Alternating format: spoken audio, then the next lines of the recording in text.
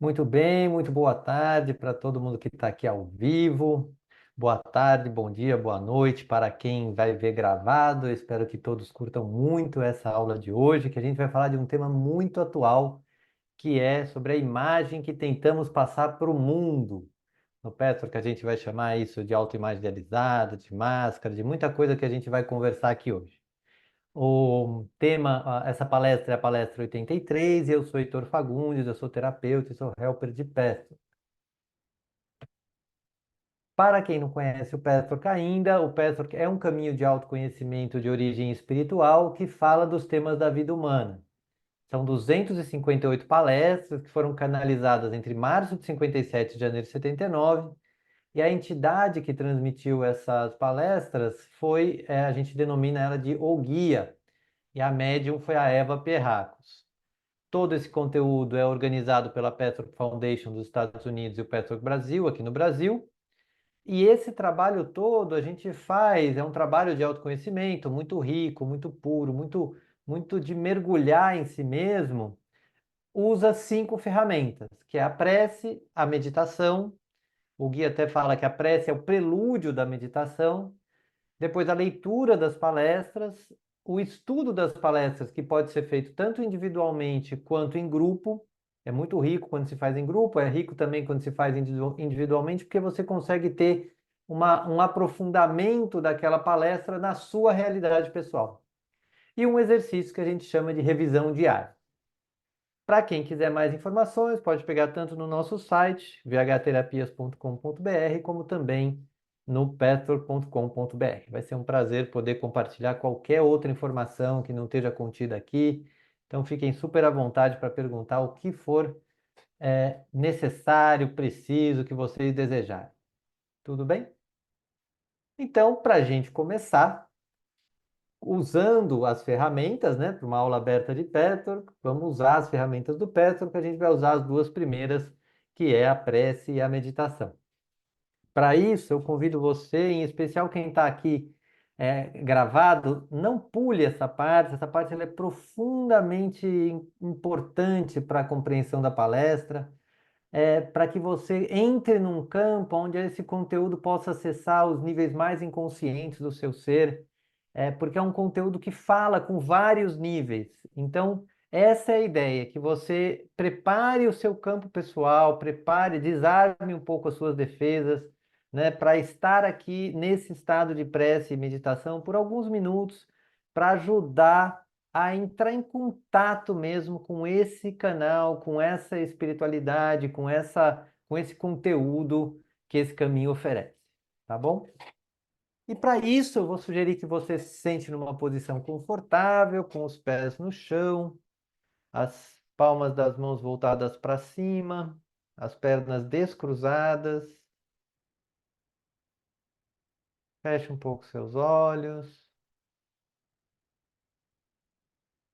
e vá se conectando com o que você tem de mais espiritual em você.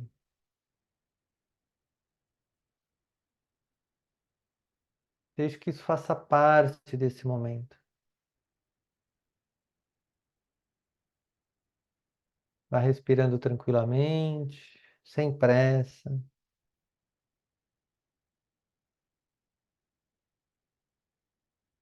E vá deixando que uma prece surja para você, em você, da forma como você achar melhor.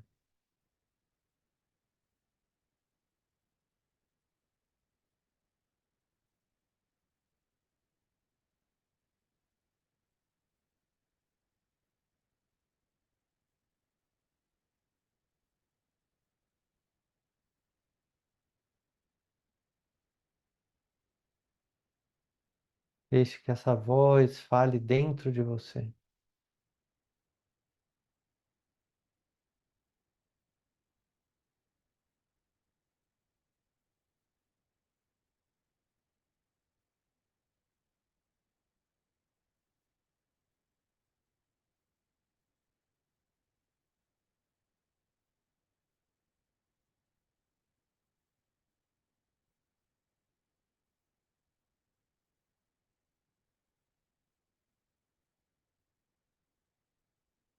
Vá relaxando profundamente, se entregando à vontade divina,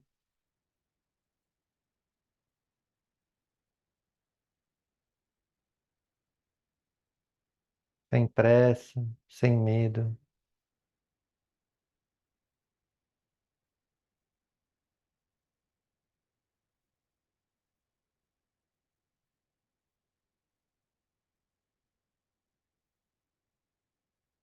Abrindo mão de qualquer necessidade de cumprir qualquer protocolo nessa meditação, qualquer regra,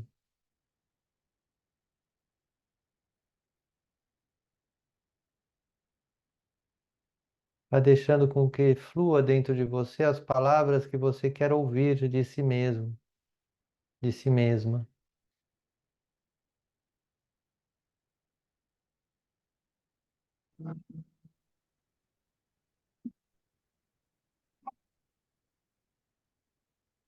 Vá deixando que essas palavras apareçam com muito amor.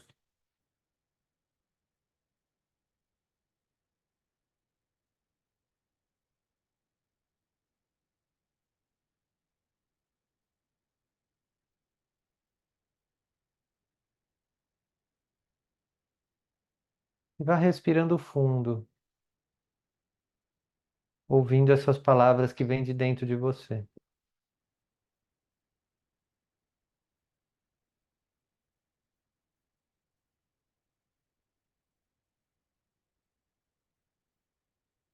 E nesse estado, vá se abrindo também para a sua conexão com a energia do Pathwork,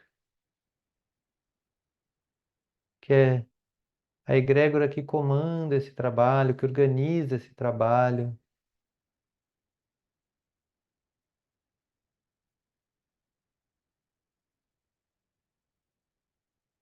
E vá se abrindo para as primeiras palavras do guia do Pathwork nessa palestra. Saudações.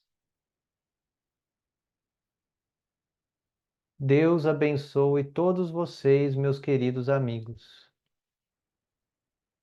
Bem-vindos, todos os meus antigos e novos amigos aqui reunidos.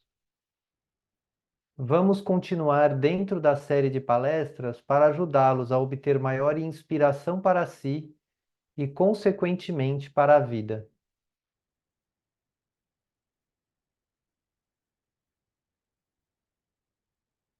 Vá respirando fundo, lentamente, num estado de paz, relaxando para começarmos essa aula. Quando você tiver ok, pode abrir os olhos para a gente começar. Muito bem, eu espero que estejam todos bem. Cris, bem-vinda. Tá no mudo. Obrigada, Heitor. Obrigada, querido. Gratidão.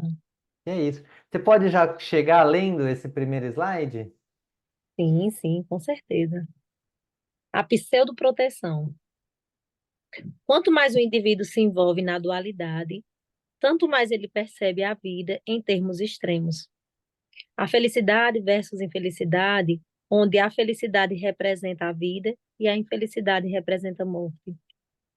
Enquanto ainda lutamos nessa dualidade, é impossível aceitar que a vida contém ambos. Intelectualmente, pode-se aceitar e acreditar nisso, mas emocionalmente isso não acontece. A atitude mais comum na qual as pessoas se refugiam, crendo que evitarão a infelicidade e a dor, é a criação da autoimagem idealizada, que é acolhida como uma pseudo-proteção universal. Muito Ai, bom, Cris. O que que isso te traz? O que que chama atenção? me chama muito a atenção essa situação dessa autoimagem idealizada, né? Onde a gente vai para um lugar de precisar ser melhor que os outros, né? De, de distorcer as coisas, quando ele fala assim que é felicidade, a felicidade é vida, a infelicidade é morte, onde a gente não consegue integrar ambos, né? Que muitas vezes a gente está passando por uma situação muito difícil, muito dolorosa, e isso não é uma morte, pelo contrário, isso é uma vida que pode estar nascendo, né? Muitas vezes. Acho que sempre, né? E O que ele traz aqui tem muita gente que quando fala dessa dualidade, né? Ah, tem a felicidade e a infelicidade, vamos achar o caminho do meio. Aqui ele dá uma outra visão, que é a gente poder aceitar que a vida contém ambos. Não é que eu preciso pegar, né? Ah, eu estou na infelicidade, eu vou ficar mais ou menos feliz. Não, às vezes eu estou plenamente infeliz mesmo, porque algo aconteceu que eu achei muito ruim, mas isso não é tudo da vida. Mas isso é ruim. No Petro que a gente trabalha muito a verdade, a realidade. Se isso é ruim, eu estou me sentindo mal, porque aconteceu uma coisa bem desagradável, isso é parte da vida. Ao mesmo tempo que vai passar um tempo, você vai estar talvez numa situação bem feliz. E aí, você também não precisa diminuir a sua felicidade, porque naquele momento está existindo uma felicidade plena. Então, o que ele está trazendo aqui é uma maturidade da gente conseguir aceitar que a vida contém ambos, não só na cabeça, mas emocionalmente. Porque emocionalmente isso é mais difícil. Quando a gente está na dor, a gente fala, ai, minha vida acabou. Né? Assim, é muito dolorido, a gente às vezes fica preso nessa dor por muito tempo. Então, a infelicidade emocional parece muito aprisionadora. E a felicidade emocional, tem gente que quer ficar só nela, mas tem gente que também não sustenta, fala assim, ai, daqui a pouco vai acontecer uma coisa ruim. E o que ele está ensinando aqui é falar que a gente pode começar a viver isso emocionalmente, que às vezes eu vou estar infeliz emocionalmente e às vezes eu vou estar feliz emocionalmente. E se eu aceito esses dois lados, eu consigo lidar até melhor e sair um pouco da infelicidade por desejo, não porque eu preciso racionalizar algo, mas por um desejo genuíno. Faz sentido? demais, demais. Eu acho linda essa forma de apresentar, né? Uma forma de aceitar a realidade, que o Petrarch vai trazer muito. E ele coloca aqui também a questão de que essa questão de criar uma autoimagem idealizada é uma pseudoproteção universal. Todos nós, seres humanos na Terra, usamos essa pseudoproteção. E isso tudo bem também, porque faz parte da nossa humanidade. Faz sentido? Acho que sim. Então eu vou dar um pouco mais de detalhes sobre essa autoimagem idealizada. O que que acontece? Nós temos o nosso eu maior, que é a nossa centelha divina, nosso lado positivo, amoroso, alegre, sábio, e que a gente manifesta ele na vida. Ele está aqui fora está o mundo, né? Então o eu maior está aqui, a gente manifesta esse eu maior na vida. Mas nós também temos um eu menor, os nossos medos, nosso orgulho, nossa teimosia, né? Nossa impaciência, tá tudo aqui. Só que se a gente mostrar esse eu menor para o mundo, desde criança, a gente saca que o mundo não vai reagir muito bem a ele. Então a gente cria uma máscara. Essa máscara que encobre o eu menor, o outro nome dela é eu idealizado, ou autoimagem idealizada. E ela existe, ela é criada lá na infância como uma falsa solução para esconder o eu menor.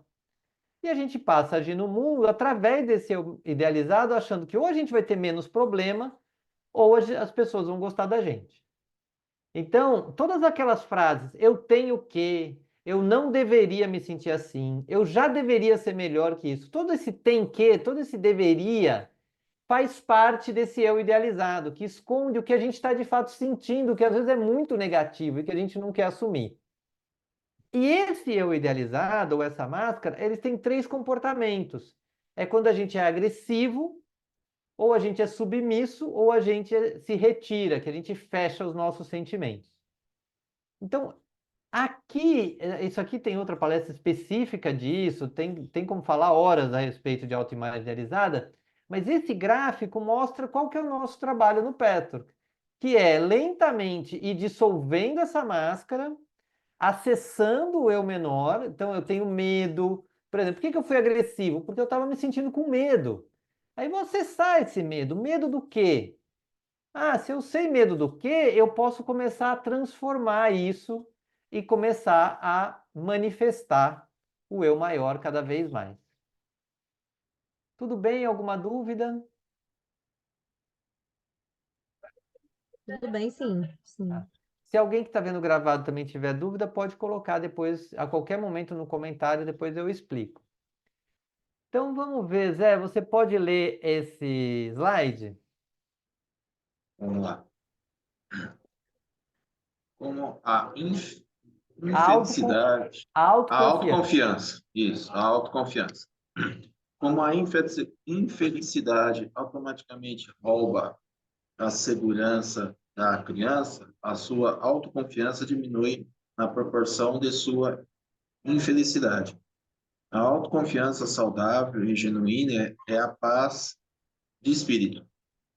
Significa a saudável independência e segurança e permite que se consiga o máximo de felicidade através do desenvolvimento dos talentos inerentes ao indivíduo. Mas como a autoconfiança estabelecida através da autoimagem idealizada é artificial, o resultado nunca pode ser esperado. Na verdade, a consequência é bem contrária. O que que isso te traz, Zé? Eu acho que bom, vou falar o que estou pensando.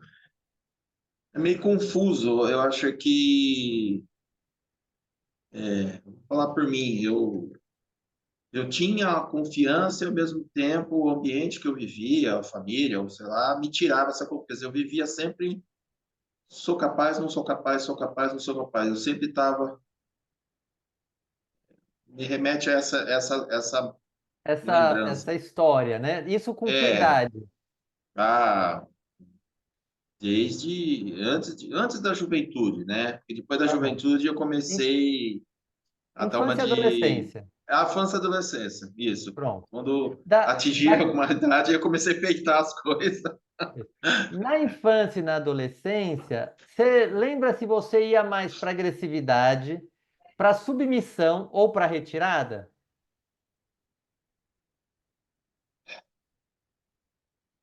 Como a minha mãe, método alemão, eu acho que eu ia mais para retirada. Pronto.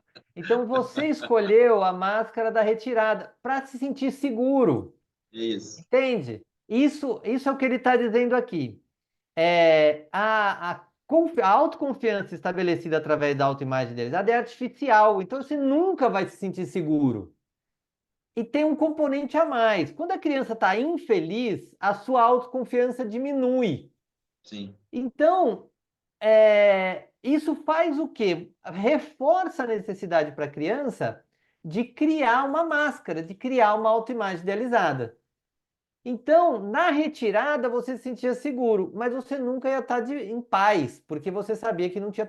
Então, o que que a gente precisa fazer? Precisa acessar esse lugar que foi escondido para começar agora, você adulto, e dissolvendo essa máscara, é muito provável que ainda tenha lugares onde você se retira quando você se sente ameaçado ou inseguro. sim, algumas coisas Não assim, precisa mais, desde que você faça um trabalho para acessar suas inseguranças, e com isso você vai realmente ganhar a segurança verdadeira que traz essa paz de espírito. E o que que é um componente chave que ele diz? Que a gente, como adulto, a gente deve buscar conseguir o máximo de felicidade através do desenvolvimento dos nossos talentos inerentes. Então, cada um de nós tem talentos que muitas vezes estão escondidos atrás da máscara também, porque tem a máscara, tem o eu inferior e tem talentos que estão ali guardados. Então, dissolver a máscara também é um caminho para a gente chegar nos nossos talentos. Deixa eu ver, a Cris levantou a mão. Fala, Cris. É assim, porque eu já ouvi dizer que existe um carro-chefe, né, dos três. Como é? Essa esquiva, né? Essa esquiva, a Agressividade, submissão e submissão, né? retirada. Isso, isso. Se existe um carro-chefe, assim, para isso, que diz que sempre tem. Porque, Para porque cada eu um é fico... diferente. São diferentes, Você né? Você vai ter o seu. Por exemplo, o principal para o Zé, pelo que ele falou, é a retirada. Talvez Hum. para você seja outro. Tem muitas mulheres, inclusive, por exemplo, que acabam, até por educação, indo para a submissão. Mães que usavam muito a máscara da submissão, às vezes a filha aprendeu que ser mulher seria ser submissa.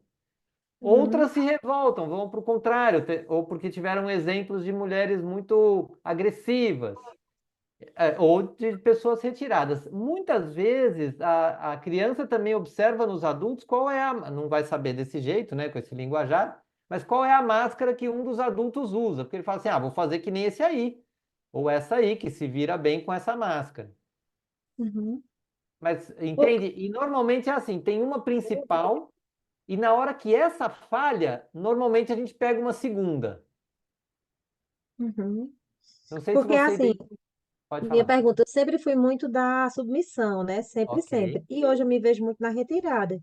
Então, se existe essa situação de fases, existe fases que você está mais só em um, ou se realmente você tem um carro-chefe de uma delas.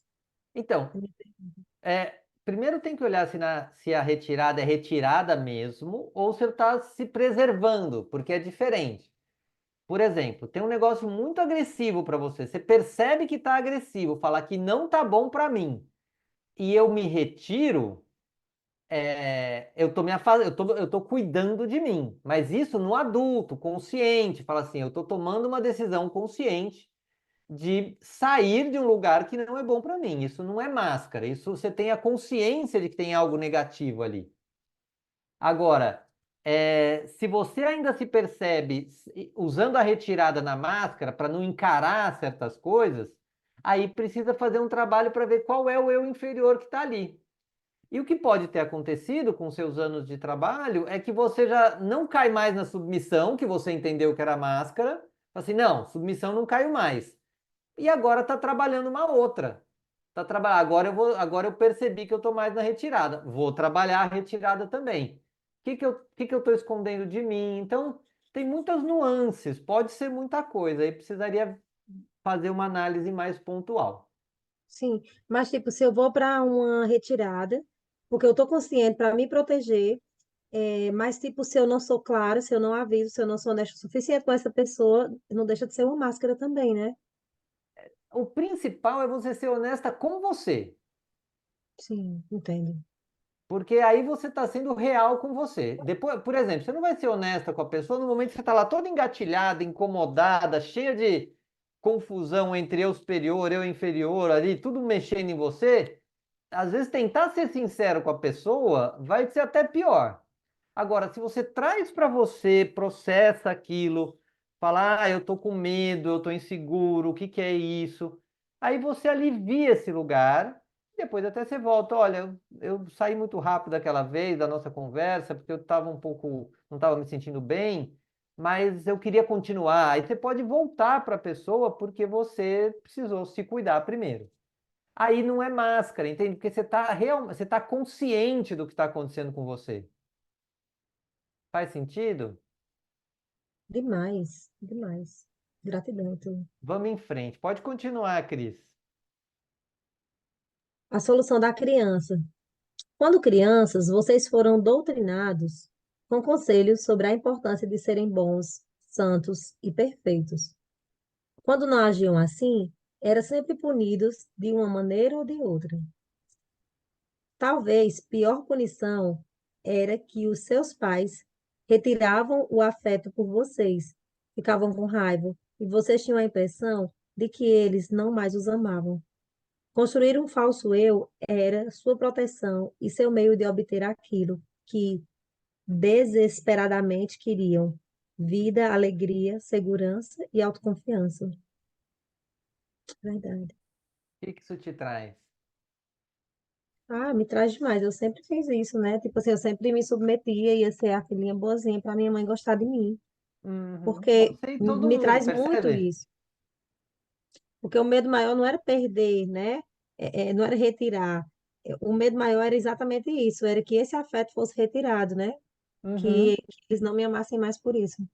Pronto, esse é um medo terrível para a criança, né? Você pega uma criança pequena que ela ainda nem sabe disso, mas ela depende, a sobrevivência dela depende daqueles pais. E a sobrevivência emocional, afetiva. Então, aquela criancinha ali, tendo pais que não sabiam muito bem também como lidar com ela, às vezes o primeiro filho, os pais são ainda muito perdidos. Então, assim, tudo isso impacta essa criança. E ainda a educação, ó, seja bonzinho, seja santo, seja perfeito, não fale mal dos outros, todas as regras que são colocadas, a criança vai dizer, bom, vou fazer isso aí, o que os adultos que também cuidam de mim, que me alimentam, né, me abastecem, também de carinho muitas vezes, então a criança obedece e tudo bem, faz parte da condição humana esse processo. O que a gente vai fazer ao longo da vida depois e desconstruindo esse lugar de uma solução infantil e começar a construir soluções mais maduras. Mas o importante é reconhecer duas coisas. Primeiro, que também retirar o afeto. Por exemplo, você fez uma coisa que seu pai e sua mãe não gostou. Às vezes ela não te criticou, não xingou, não pôs de castigo, fez nada, mas se retirou. Isso, para a criança ela fica meio perdida, porque ela fez na melhor das boas intenções, ou porque estava ali disponível, brincando, mas perdeu o afeto de repente. Isso dói na criança. E ela não sabe muito bem o que fazer, fica meio perdido, pode criar ali uma máscara de retirada também. Ainda mais se o adulto se retirou, fala assim, assim que faz, se retira e segue a vida. E, ao mesmo tempo, reconhecer que a criança quer desesperadamente, né, de um jeito bem infantil, vida, alegria, segurança e autoconfiança. Então, a criança quer aquilo como alma, tem aquele eu superior ali que sabe que isso é merecido na vida. Só que aí não encontra. Então, mais um motivo para criar esse falso eu durante a infância. Ficou mais claro? Então, vamos em frente. Ficou. Tomando consciência. Cris, abaixa sua mãozinha aí que está no. Só para caso você levante de novo, eu saber de novo. Tomando consciência. Mas este processo artificial de forçar algo que vocês não são, nunca pode alcançar o autodesenvolvimento genuíno, a autopurificação e o crescimento, porque começaram construindo um eu irreal sobre uma fundação falsa. Com algum tempo de progresso nesse trabalho, será possível descobrir o medo profundamente escondido que diz que o seu mundo virá abaixo se não viverem de acordo com seus padrões. Vocês sentirão e saberão muitos outros aspectos e diferenças entre o eu genuíno e o falso. E também descobrirão o que o seu eu idealizado particular está exigindo. Muito bom esses, assim, essas três frases são muito potentes. A primeira vai falar da fundação do nosso eu, né? Desse eu que a gente põe para fora, esse eu idealizado, ele tem uma fundação frágil, porque ele é baseado numa mentira. A gente está se forçando a ser algo que a gente não é. A gente está se forçando a fazer algo que nossos pais falaram que a gente precisava ser. E aí a gente acostumou a ser desse jeito, e aí continua sendo, mas isso é falso, porque não é genuíno nosso. A gente aprendeu pela sociedade, pelos pais, pela sociedade, pelos chefes, por coisas de fora. Então não é genuíno. E isso, o fato de não ser genuíno, deixa essa fundação falsa, que nem uma casa com uma fundação meio trincada. Não vai se sustentar. Depois, o segundo trecho fala que é possível trabalhar isso. Eu pus essa foto da menina estudando porque a gente pode se estudar e começar a ver que o mundo não vai acabar se eu olhar para o meu inferior. Não vai, se eu tirar a máscara uns minutinhos do dia, ver que sentimentos eu tenho ali, buscar um conteúdo para me ajudar a lidar com aquilo, né? E buscando ajuda para mergulhar nesse conteúdo de forma segura. O mundo não acaba, pelo contrário, o mundo fica mais rico. E a gente começa a diferenciar o que é real em nós, que muitas vezes são nossos medos, frustrações, alegrias, amores, verdadeiros, genuínos, uma coisa que pulsa, que tem energia, e diferente desse eu idealizado que cada um tem e também cada um tem de forma particular. Ou seja, o eu idealizado meu e de cada um que está aqui é um pouco diferente. Apesar de talvez ser, por exemplo, ou a retirada, ou a submissão, ou a agressividade, cada um tem nuances que tem a ver com a sua história. Também tem quanto a pessoa também já dissolveu a máscara, tudo isso torna o eu idealizado de cada um algo muito, muito particular. Alguma dúvida aqui? Zé, você pode ler sobre a inconsciência? Vou tirar.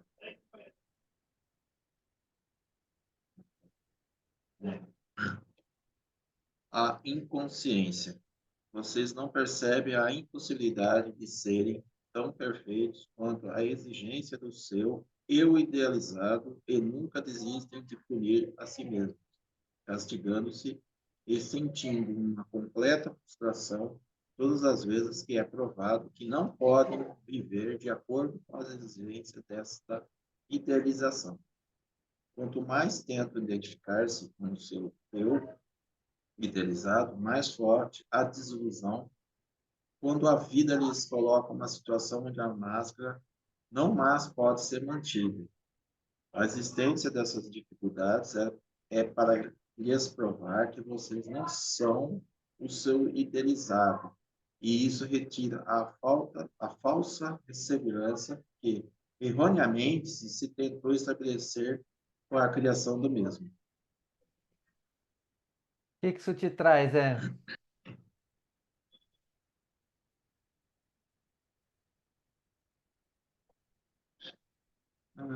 É como se você percebe que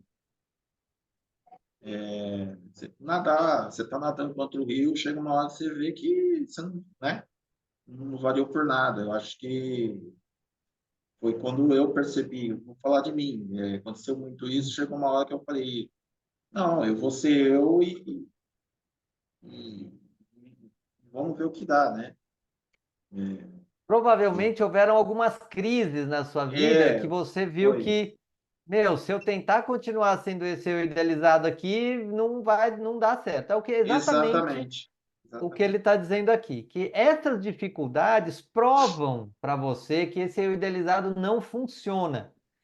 E É. aí é as crises que nos ajudam a ver isso. Então a gente reclama muito das crises, mas no Petro tem até a palestra do significado espiritual da crise, mas no que se refere à máscara, ao eu idealizado, ela também quebra esse eu. Fala assim, não, mas eu estou fazendo tudo certo, segundo a regra, e aí o mundo está me fazendo acontecer coisas diferentes. Espera aí. Não, eu vou quebrar essa máscara, vou viver o que eu sou, vou olhar para onde eu sou negativo, para onde eu sou positivo, é isso que você falou nesse seu processo aí.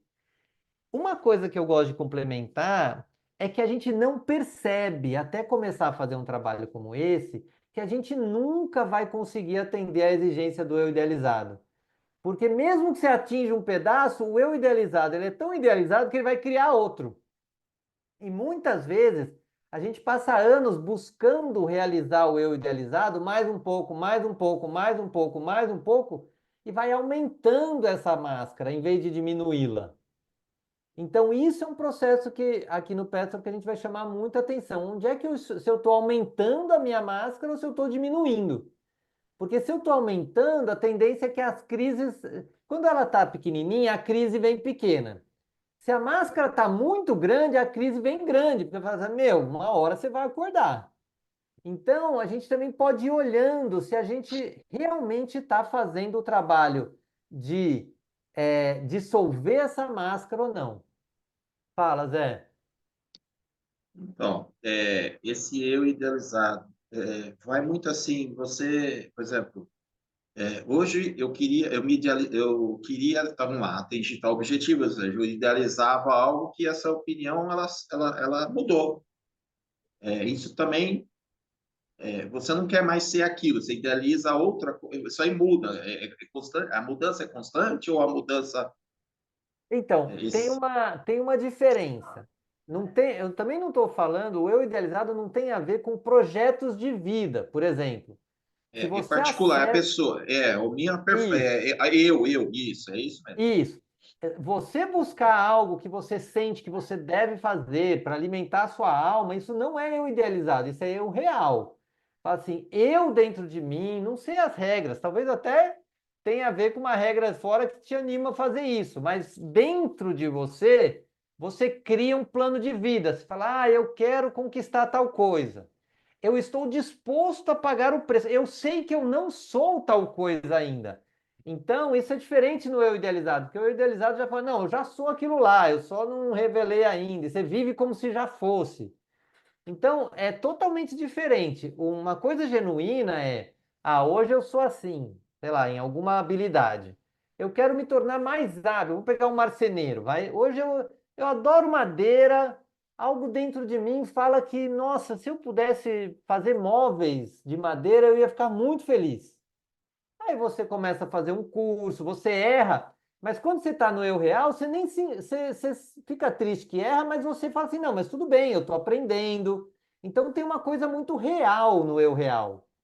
O eu idealizado não. Você errou, nossa, vem a voz do eu idealizado, você não serve para nada. Você está indo por onde você não deve. Vem uma exigência.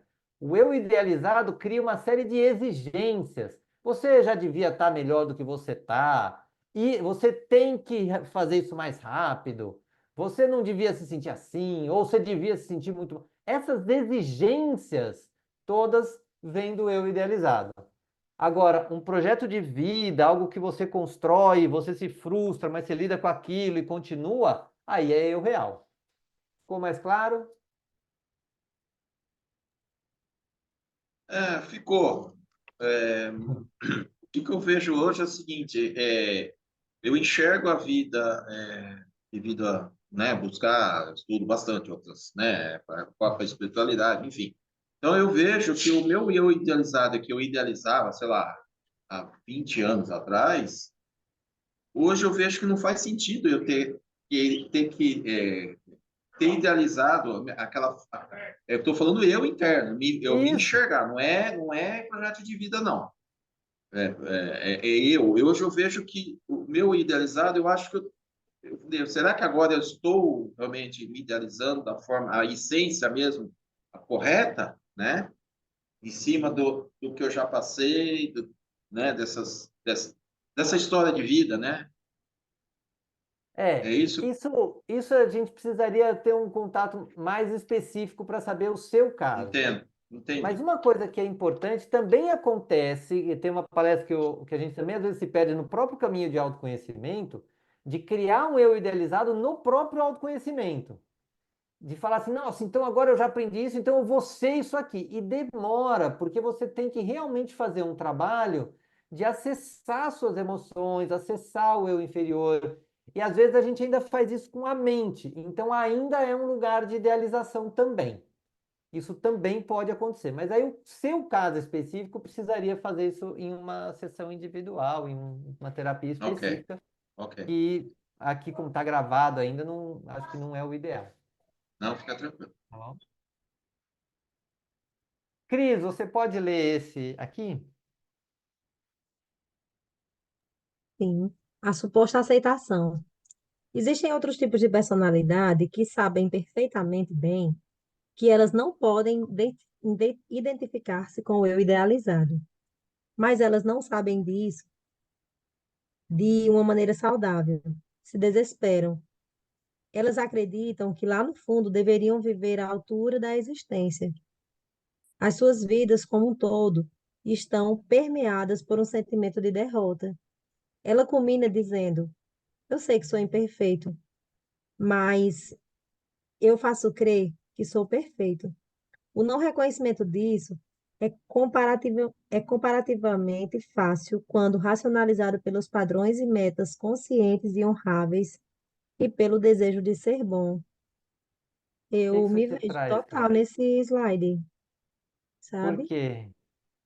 Eu me vejo muito assim, porque eu tenho uma dificuldade, né, de aceitar eh, o meu eu superior, então eu já não estou mais me colocando naquele eu idealizado, eu sou isso, eu sou aquilo que eu já me reconheço, as minhas sombras, mas eu fico nessa falta, sabe? Eita, eu não sou assim, Hum. eu não sou a coisa que seria bom ser.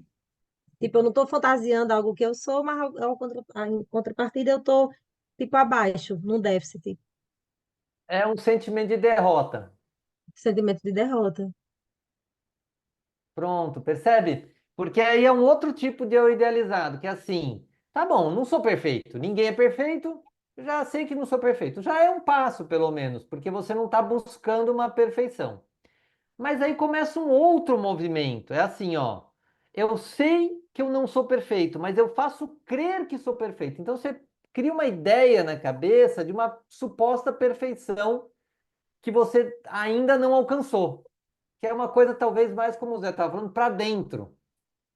Só que como esse eu idealizado para dentro também não funciona, sempre vai dar, nossa, eu não sou tão bom ainda, eu não alcancei esse lugar maravilhoso da perfeição. E isso fica atrapalhando o próprio mergulho em si mesmo e a própria aceitação de quem se é neste momento. Acaba que a pessoa cria, como eu pus nessa foto, uma imagem talvez de uma pessoa espiritualizada ou de uma pessoa que se trabalha muito e uma imagem de alguém que está sempre buscando e é um buscador e tem metas conscientes, honráveis e um desejo de ser bom. Fala assim, não, eu me trabalho, eu sou bom. Então, tem um lugar é, Eu tô. que é saudável, assim, é bem vendido, vamos dizer assim. Ninguém vai falar mal de você porque você está se trabalhando. Ah, então eu estou me trabalhando. Mas às vezes, se isso vem com uma intensidade muito grande, pode ter um outro sentimento ali atrás que não está visto e que tem um nível de máscara escondendo. Uma insegurança, um medo, um orgulho, uma Uhum. teimosia, alguma coisa que, se você abrisse mão de percorrer esse caminho com tanta intensidade, com tanta obstinação, mais leve, talvez você reconhecesse algo ali dentro que pudesse ser dissolvido mais facilmente, sem tanta tensão. É um trabalho muito bonito, assim, de você mergulhar, mas esperar, de você ir com calma, mas ao mesmo tempo sem procrastinar. E a gente vai navegando nesse lugar muito tempo, assim, até ir achando. Uns dias a gente para demais, outros dias a gente força demais. Mas o Petro vai trazer muito a aceitação real desse movimento como uma coisa do dia a dia. Ficou mais claro? Ficou demais, demais. Que bom. Vamos em Olha, frente. Liberando o eu real. O desejo genuíno de melhorar a si mesmo leva à aceitação da personalidade como ela é. Se esta premissa básica é a principal força governadora da sua motivação pela perfeição, qualquer descoberta acerca de onde se está em falta com relação aos seus ideais não os levará à depressão, ansiedade e culpa, mas, pelo contrário, os fortalecerá. Os sentimentos do eu real funcionam em perfeição relativa àquilo que você é agora, não sendo capaz de ser mais em qualquer situação dada na sua vida. Quando vocês derem os passos iniciais na direção de abrir mão do eu idealizado, sentirão uma sensação de liberação como nunca antes. Vocês verdadeiramente nascerão de novo, o seu eu real emergirá. Então, é aquilo que eu já estava introduzindo no outro slide, que é a aceitação. Eu sei dos meus defeitos, eu sei das minhas qualidades, eu aceito os meus defeitos e estou trabalhando eles no dia a dia, sem ansiedade, sem culpa. Porque, sei lá, eu descobri aqui uns 3, 4 defeitos. Eu vou trabalhar esse aqui hoje ou por um tempo. Aí você vai para terapia, você trabalha aquilo, percebe situações da vida, mas sem culpa por ter aqueles defeitos, sabe? Sem cair numa autopiedade. Ai, meu Deus, eu tenho esse defeito, meu Deus, ó caramba, ó céus, ó vida. Não, eu tenho mesmo. Eu tenho e tenho. Agora, eu não vou me deprimir com isso e também não vou ficar ansioso. O que que eu posso fazer? Como é que eu posso olhar para esse defeito, para a origem dele? E à medida que você vai fazendo isso, dia após dia, semana após semana, isso vai ficando mais leve. No começo é um pouco mais difícil, mas com o tempo você vai percebendo que realmente isso é um trabalho para ser feito com muita tranquilidade, com muita calma, mas que funciona. E quando você ganha essa tranquilidade, o que que acontece? Os sentimentos do eu real começam a aflorar, porque só a paciência, só a sabedoria de você estar fazendo isso dessa forma já mostra um eu real aparecendo. Então, de novo, o mergulhar no eu inferior de uma forma positiva já começa a despertar o eu real, o eu superior. Porque você faz de uma forma tranquila, pacífica, consigo e com o mundo, e com isso a vida vai fluindo. E a sensação é muito boa. Fala assim: olha que legal, eu era super ansioso, super ansiosa para resolver rápido, agora eu já sou mais paciente. Isso libera uma energia muito gostosa de eu real, uma energia que auxilia você a dar mais passos ainda. Faz sentido? Alguma dúvida? Faz Não? sentido demais, demais. Tá bom. Então, Zé, pode ler esse último slide.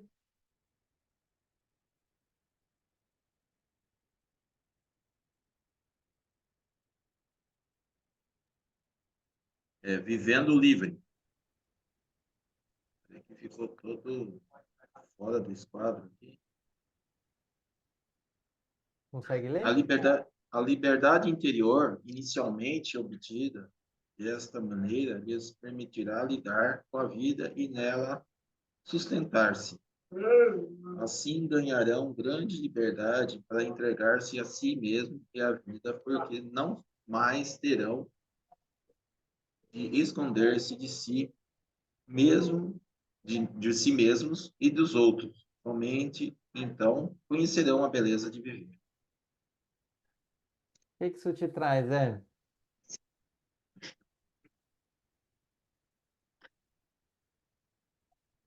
Eu acho que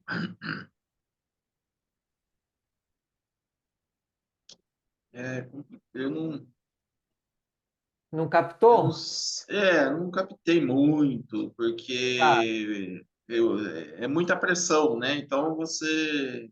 Eu vou falar o que eu falo hoje. Hoje eu vejo assim, hoje eu sou uma parede, eu não me abalo com nenhum tipo de pressão. Aí eu vou analisar aquele impulso. Pô, aquele impulso era bacana. Quer dizer, depois que passou, que eu fui analisar, aquele impulso realmente não valia a pena. Eu tentar manter no meu foco, sei lá, né? No meu eu idealizado, não sei. Pode ser que tenha isso. Se você se vê hoje como uma parede, talvez exista sim uma máscara aí de retirada, né? Que é um trabalho que Sim, precisa ser feito. sim, Mas trazendo para a palestra, ele veio trazendo como a gente vai desconstruindo isso, e talvez em certas áreas da sua vida você já está mais relaxado. Talvez sim, algumas áreas que você já trabalhou, você está mais como esse cara aí. Eu gostei dessa foto porque o cara está de boa. tá de Ah, eu sou boa. eu aqui, tal, talvez tenha outras máscaras, mas a intenção é ser livre, assim. Livre não é para fazer o mal para o outro. Não, mas eu tô aqui de boa, vivendo a minha vida. Se chegar alguém, eu converso. Se não chegar alguém, eu tô de boa. E isso vai dando uma liberdade, porque à medida que você vai lidando com esse eu idealizado, você também fica mais aberto para a vida. Tem um livro muito bom ligado, que é do Peter também, que é O Eu Sem Defesas, que é essa ideia de você viver a vida sem defesas, ou cada vez com menos defesas. Porque a Isso, máscara, o eu idealizado, são uma defesa. Então, essa é a ideia. E que quando a gente vai fazendo isso, eu sou prova viva disso, que isso acontece na minha vida. Cada vez que eu diminuo um pouco de máscara, isso fica mais, a vida fica mais gostosa, mais em paz, e a gente fica mais potente para viver a vida sem tanto medo, né, com menos defesas mesmo. Então, a vida fica de fato mais leve. Então é isso que ele está falando nesse trecho para inspirar cada um a fazer esse trabalho, porque o benefício é muito grande. A gente para de se esconder de si mesmo e também dos outros, porque o outro deixa de gerar tanto gatilho. A gente confia em nós e se o outro vem com alguma informação, a gente lida. Faz sentido? faz. Sim. Essa placa aí tem uma multa mínima de US$ 250 lá. Cadê? Cadê? Olha lá, Ah, é, olha. ó, verdade. Mas o mais importante desse slide é o texto. É Mas assim, para a gente lembrar que para não pagar essa multa aí, de é, conhecer a beleza de viver. Imagina a gente vivendo sem conhecer a beleza de viver. Isso cobra um preço. hoje eu atingi essa Percebe? liberdade na área profissional, eu sou bem de boa. Eu sei os meus limites, sou bem Aham. tranquilo. Eu imponho a minha personalidade. É bem de boa, eu já atingi eu posso falar que atingi, Que de bom. fato. E aí É. talvez tenha esse trabalho para fazer em outras áreas da vida. Sim, em outras áreas sim, Muito bom. Obrigado aí pelo seu relato. imagina. Muito bem. Então, para a gente fazer o fechamento dessa nossa aula, vou convidar vocês a fecharem um pouco os olhos novamente. Eu vou agradecendo a presença de cada um, a conexão de cada um que viu gravado. Abençoo cada um de vocês. E vou deixando que vocês fiquem com as últimas palavras do guia nessa palestra. Agora, meus queridos amigos, cada um de vocês receba o nosso amor, nossa força e nossa bênção. Estejam em paz, estejam em Deus. Gratidão, Heitor. Gratidão, José. Gratidão a mim. Obrigado, Gratidão a Cris. Deus. Só para vocês não perderem, semana que vem o tema é como é o bom casamento na atualidade. Essa palestra aqui vai dar uma aula sobre Eita, relacionamento. E A aí, gente não perde, né, José? eu vou até colocar agora no relógio aqui, onde eu tiver, vou ter que aham, parar para ver. isso aí, muito bom. Não percam, deixa eu parar a gravação aqui. Para quem viu gravado, inscrevam-se no canal, coloquem aí seus comentários e boa semana. Igualmente.